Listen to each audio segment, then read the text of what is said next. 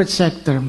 Those phrases that have been emphasized is what makes the Commission so much different from the old government monitoring commission, because we do have the policy to formulate, implement, and coordinate policies in the GOCC sector. We have the power of life and death over GOCCs. In fact, we're constantly asked to look at the sectors, the GOCC sector, and see if they continue to be rational. When we were constituted, we are given a definite inventory, 158 GOCCs. Excluded from our coverage would be the BSP, the Economic Zone Authorities, the SUCs, and the water districts. So we had in our inventory 158. All of them we considered to be our children. All of them we will nurture and cherish, and some of them that have no hope or that are really just bad, it is our aim to close them down as quickly as possible, because they will be an epitome of bad public governance. We've already closed down formally, and when we close them down, we study them very carefully. We work with the supervising agency to make sure that as we put them to rest, they will not rise again, right? We've closed about formally. We do that for a memorandum. We undertake that, and because we nurture each one of them before we take any action, we get to know them, see what their operations are. And then if we're convinced that they have no more hope, or they have died a long time ago anyway, we bury them to a specific memorandum order, so that forever there is a trace. We've closed about 20 GOCCs. We're down to about 140 now. And our ideal is that we're hoping that before 2016, which is our next target date, we would have reduced them to much smaller. One that's manageable, about 120. And the greatest ideal, of course, is to be able to have an elite, well-run GOCC sector that makes us useless, right? If we can do that, then we have done our job. Okay. The problems that have been covered by 10149 is it has been able to provide for a strong regulatory framework. We can abolish, privatize, efficient and effective central advisory, oversight, and monitoring body with authority to formulate and implement policies in the active exercise of the state's ownership rights over GOCCs, thereby ensuring their financial viability and fiscal discipline through adherence to the highest standards of corporate governance. When we did this corporate seminar in the DAP premises in Tagaytay, we were doing it with Dr. Estanislao and President Rex Drilon.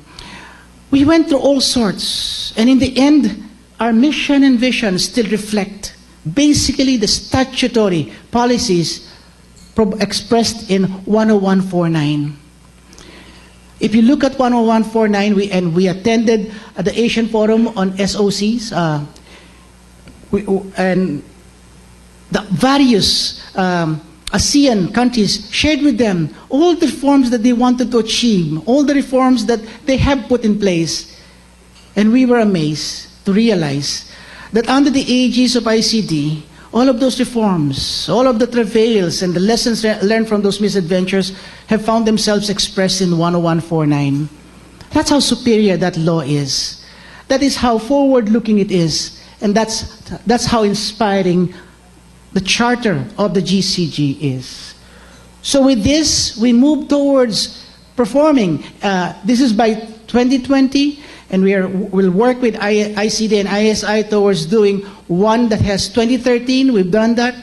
And another one is before the end, by the end of the term of the President Aquino, 2016, to make sure that we do this. And Chairman Duque, yung SMS, I wish that you would now make the Commission one of the model for which to implement that, because if we cannot withstand the heat, so to speak, then we have no business trying to enforce this with other GOCCs. So we want to work closely with you and be able to come up with your own standards of performance.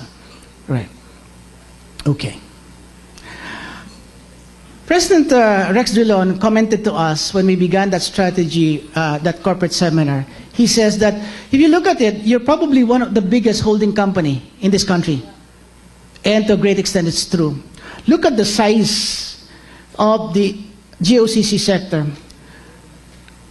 There are currently 158 GOCCs, and if you come to think of it, that does not include about 300 local water districts. It does not include the research institutions and economic zone authorities.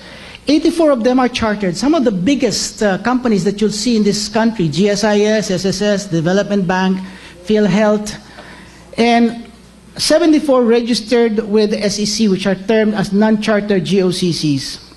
In 2010, the asset base of the GOCC sector that is under the governance of the Commission was 4.9 trillion, or the equivalent of 113.4 billion US dollars. Quite big.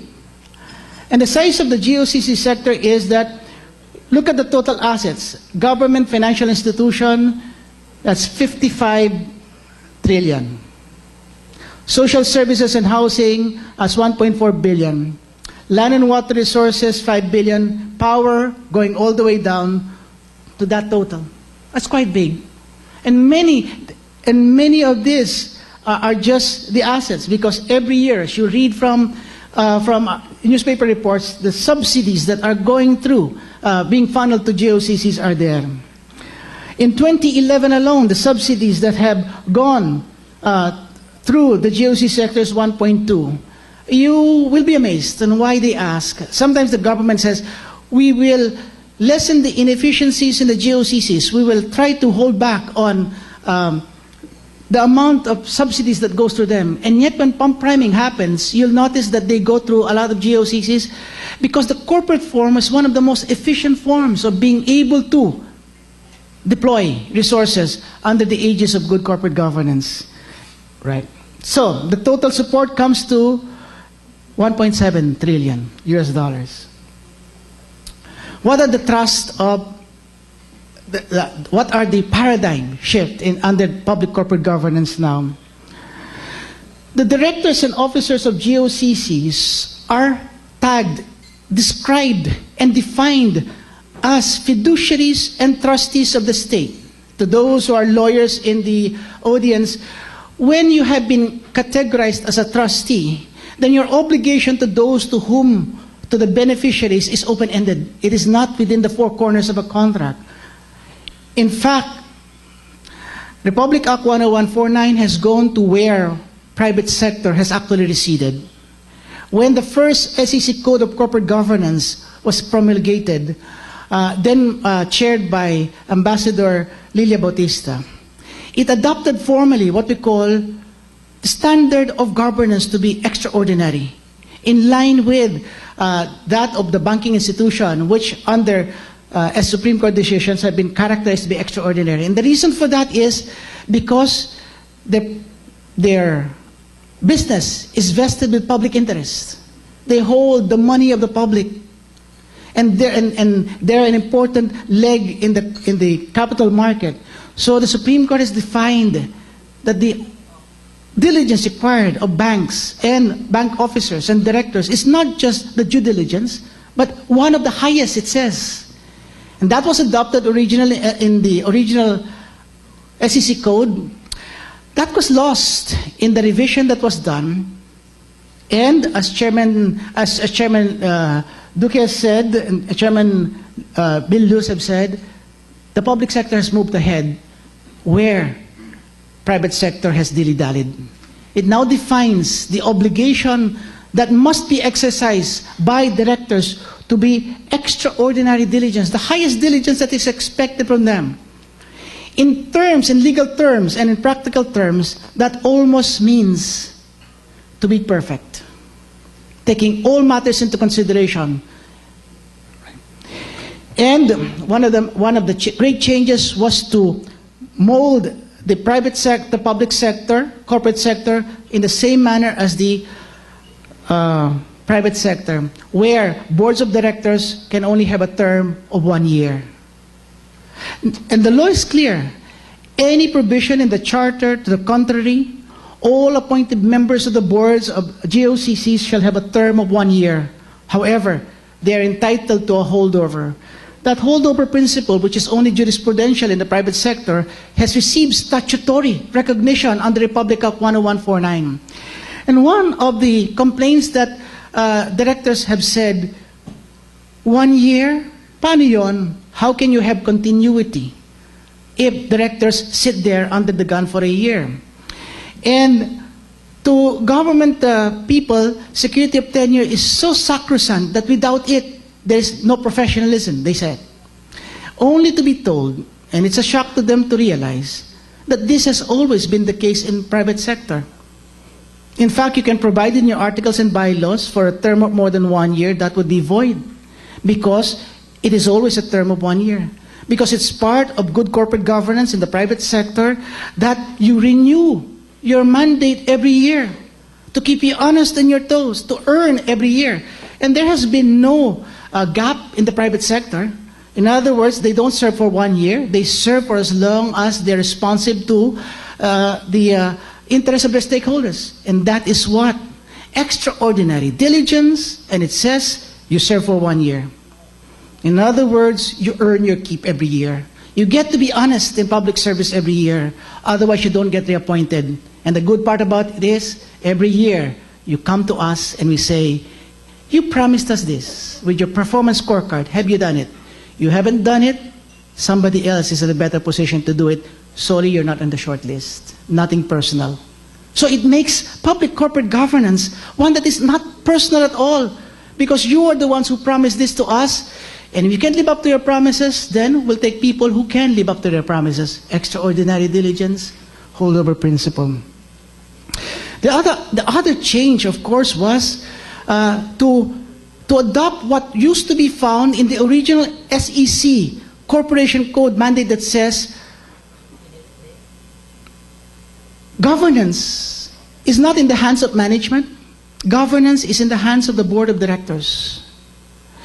It says, it is the board of directors headed by the chairman that's responsible for corporate governance in publicly listed companies. And therefore, the board is accountable to the stockholders. Management is accountable to the board, which is the true legal state of things. Because under the Corporation Code, all corporate powers are granted into the board. And it's only the board